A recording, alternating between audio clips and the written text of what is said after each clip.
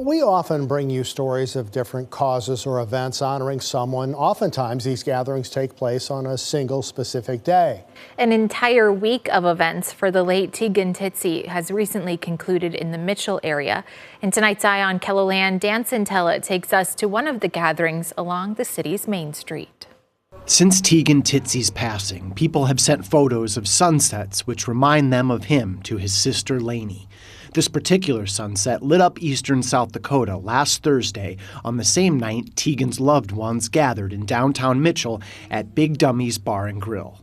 Even though he might not be here with us in person, he's still here. There's storytelling going on like crazy out there about things he did in school, things we didn't even know about, and it's bringing a great smile to us. Tegan brought so much light to so many people, and this is our way of carrying that forward into the future on his behalf. At the end of the day, that's the impact that we want to share, is that kindness that he had and that love for his friends and the people around him. Tegan died by suicide in 2024. He was 15 years old. I'm going to be very honest, it is very difficult to deal with every day. Today, his son's story continues.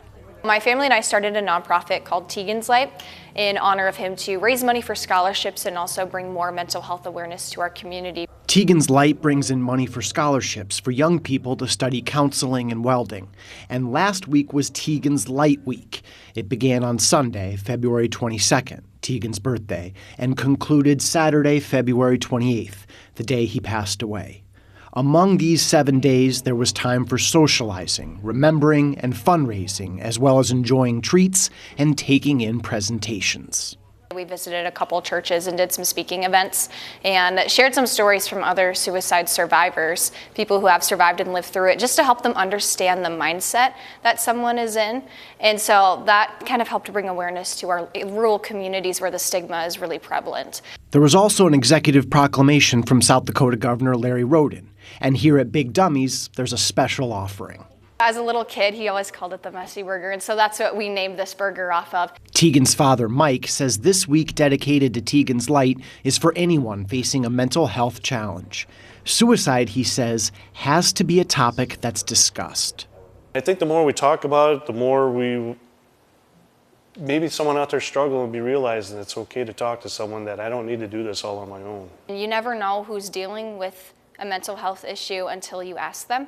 And I think sometimes we forget to ask if people are okay and truly listen to the answer. I think a lot of times here in South Dakota we say, I'm fine, just to brush off the question. But I wish that people in the state knew to ask more and to recognize when people were changing and starting to experience some challenges. Joining Mike and Lainey at Big Dummy's are Tegan's friends Frankie Kranz and Dylan Putnam, as well as Jody Wilson, whose son was Tegan's friend. It's so amazing that we are able to do this whole week and celebrate Tegan. It's not just about the sad things, it's not just about what happened, but for us to help other people navigate this journey that they're on and realize that they're not alone. If anyone needs anyone to talk to, I'm always here. Everybody here is willing to talk to someone. Conversations about the specific topic of suicide and mental health in general aren't the easiest to start. Kranz, who was the same age as Tegan when he lost his life, points out how valuable they can be. It's something that needs to happen because everybody feels so secluded and alone sometimes. So they're talking about how Tegan made them feel and how it feels to not have him physically here among them. Spreading the word of it's okay to not be okay is really important. I always say suicide isn't a bad word, it's an honest one. Because it truly is. And truth is, one day the messaging of Tegan's Light may very well save someone's life. It'll mean everything to the people who keep telling his story. That's our hope and dream, that we're saving somebody's life, and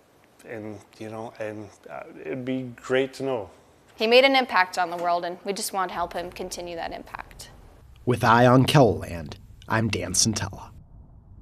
If you or someone you care about is experiencing a mental health crisis, or you simply have questions, you can call or text 988.